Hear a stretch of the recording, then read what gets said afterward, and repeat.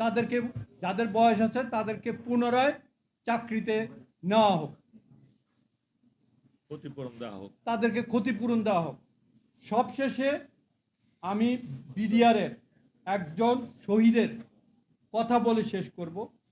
Captain নূর আমার আত্মীয়, তার লাশ আমরা আইডেন্টিফাই করতে পারিনি। শেষে 5 জনের লাশ আমরা আইডেন্টিফাই করতে পারি নাই। এর মধ্যে বিডিআরের যিনি সিনিয়র জেসিও ছিলেন তিনি, কর্নেল গুলজার, ক্যাপ্টেন নূর সহ আরও 2 জন। এর মধ্যে একজনের লাশ মানে করা হয়েছিল ফিঙ্গারপ্রিন্টের মাধ্যমে অনেক দিন পরে। আর তো তার বাবাকে আমাকে সেনাপ্রধান বলল যে দেখো, ওদের লাশগুলো তো মর্গে পড়ে আছে, 3 মাস হয়ে গেছে, এদেরকে তো দাফন করতে হবে, তুমি তোমার রিলেটিভকে বলো, মানে এর মধ্যে আছে, এর বাইরে তো নাই।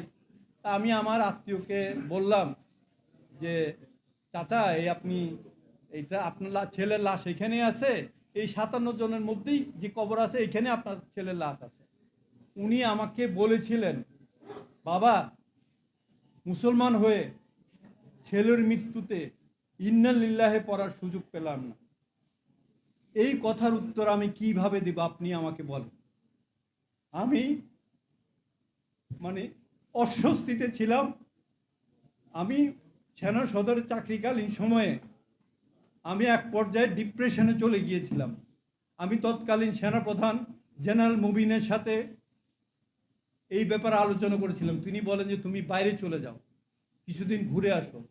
আমি বললাম যে বাইরে গিয়ে কি স্যার আমি এইটা দূর করতে পারবো? বলে গিয়ে দেখো না।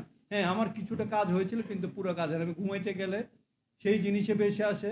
আমি যখন কারো কথা চিন্তা করি যে জেনারেল শাকিল, কর্নেল এনসাদ বা কর্নেল আনিস, ব্রিগেডিয়ার বাড়ি, এদের কথা চিন্তা করলে এদের অরিজিনাল চেহারা কারো কাছে আসে না।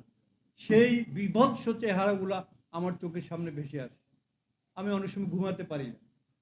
তো আমি আশা করব যে আমি যে বক্তব্যগুলো দিলাম, আমি এর অধিকাংশই কোর্টবিনকারীতে নাই, যেহেতু আমি উচ্চ তদন্ত আদালতের আমরা সুপারিশ করেছি। তদন্ত আদালত এগুলো খুঁজে বের করবে এবং আমার যদি কোনো প্রয়োজন হয় তদন্ত আদালতকে সাহায্য করার জন্য আমি সাহায্য করতে রাজি আছি। ধন্যবাদ সকলকে। আপনারা, প্রিয় সাংবাদিক বৃন্দ, আপনারা এতক্ষণ তদন্ত আদালতের, সামরিক তদন্ত, সেনাবাহিনীর তদন্ত আদালতের সেকেন্ড ম্যান অর্থাৎ লেফটেন্যান্ট জেনারেল জাহাঙ্গীরের পরে যিনি ছিলেন মেজর জেনারেল, তার বক্তব্য শুনলেন। যে তথ্যগুলো আপনারা কখনো জানতেন না, এই হত্যাকাণ্ডের সাথে সরাসরি একটি প্রতিবেশী দেশ ইন্ডিয়া, একটি রাজনৈতিক দল আওয়ামী লীগ এবং সেই রাজনৈতিক দলের সকল নেতারা এবং মাস্টার মাইন্ড হলেন শেখ হাসিনা। এবং যারা যারা এই ষড়যন্ত্রের সাথে জড়িত ছিল তাদের প্রত্যেককে পদোন্নতি দিয়ে তিনি সর্বোচ্চ পদে বসিয়েছেন।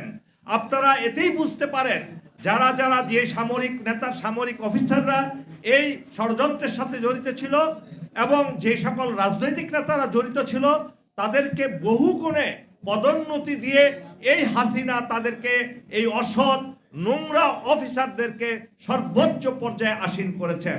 এখানেই আমাদের সত্ত্বেও মেজর জেনারেল, আপনারা বুঝতে পারলেন আমি শুরুতে যা বলেছিলাম, অত্যন্ত সৎ, নির্ভীক, ইমানদার, দেশপ্রেমিক অফিসার না হলে কখনো এই তথ্য প্রকাশ্যে বলার সাহস হবে না।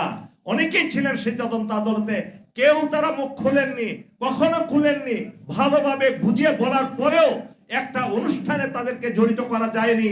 তারা বলেছে তাদের নানা সমস্যা হবে, নানা ধরনের ভয়ভীতির জন্য তারা বলতে পারেননি। আজকে মেজর জেনারেল আব্দুল মতিন তিনি বুঝালেন যে তিনি শুধু সামরিক অফিসারই নন, তিনি একজন সামরিক নেতাও বটে। আজকে যদি আপনাদের আর কোনো প্রশ্ন থাকে, আর শ্রদ্ধেয় স্যার সেই জবাব দিবেন। আপনারা যদি কেউ প্রশ্ন করতে চান প্লিজ। নামগুলো আমি বলে দিচ্ছি। এখানে উপস্থিত আছেন জেনারেল মতিন, আমি colonel Mohammad Abdul Haq, colonel Kamruzzaman, brigadier general Morshed, colonel Aminul Islam আর ক্যাপ্টেন শোয়েব। ক্যাপ্টেন শোয়েব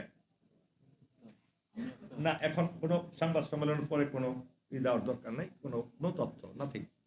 আরেকটা জিনিস আমি একটু সন্নিবেশিত, অনেকে প্রশ্ন করে যে জেনারেল তারেক আমার থেকে কি মানে আমি একদিন আমাকে টেলিফোন করলো এসএসএফ থেকে যে জেনারেল তারেক আমার সাথে দেখা করতে চেয়েছেন। তা আমি বললাম ঠিক আছে যাবো, বাড়ি ঠিকানা, উনি বাড়িধারা ডিওএইচএসে থাকতেন। তা আমি আমার গাড়ি নিয়ে যাব, এসএসএফ থেকে বলা হলো না স্যার আমরা আমাদের গাড়ি নিয়ে আপনাকে নিয়ে যাব। তা আমাকে নিয়ে গেলেন জেনারেল তারেকের বাসায় বাড়িধারা ডিওএইচএসে। তিনি আমাকে কোড উইনকারের সম্পর্কে জানতে চাইলেন। তো যেহেতু তার এখানে একটা সংশ্লিষ্টতা আমি পেয়েছি এবং তিনি এবং মোল্লা ফজল আকবর মিলে, আমি বললাম যে না স্যার আমরা এখনও এটা মানে ইনিশিয়াল স্টেজে আছে, এখন আমরা কিছু বের করতে পারি না।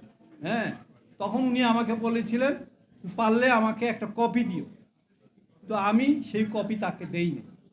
হ্যাঁ, আমি ওর পরে আর কখনো যাইনি, কিন্তু তিনি বারবার চেষ্টা করেছিলেন আমাদের তদন্ততে কোনো কিছু বের হচ্ছে কি, কিন্তু আমি এগুলো কাউকে জানানোর সুযোগ দেইনি।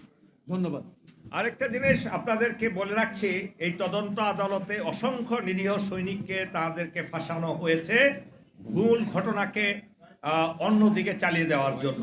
এটা একটা দিক। আরেকটা দিক হলো এই যে আপনার স্যার যে বললেন মেজর জেনারেল তারিক সিদ্দিকী একটা প্রকাশ্য শয়তান, এই দেশের শত্রু সে, এবং তাকে এদেরকে যদি বিচারের আওতায় না আনা হয় কখনো এই দেশ স্বাধীন, সত্যিকারের স্বাধীন থাকতে পারবে না। আরেকটা জিনিস বলে রাখি, আপনারা আমাদের ডান পাশে দেখছেন কর্নেল কামরুজ্জামান, উনি এই বিডিআর হত্যাকাণ্ডের সময় অত্যন্ত বলিষ্ঠ ভূমিকা পালন করেছিলেন হত্যাকাণ্ডের পরে, এবং যে অফিসাররা এর প্রতিবাদ করেছিলেন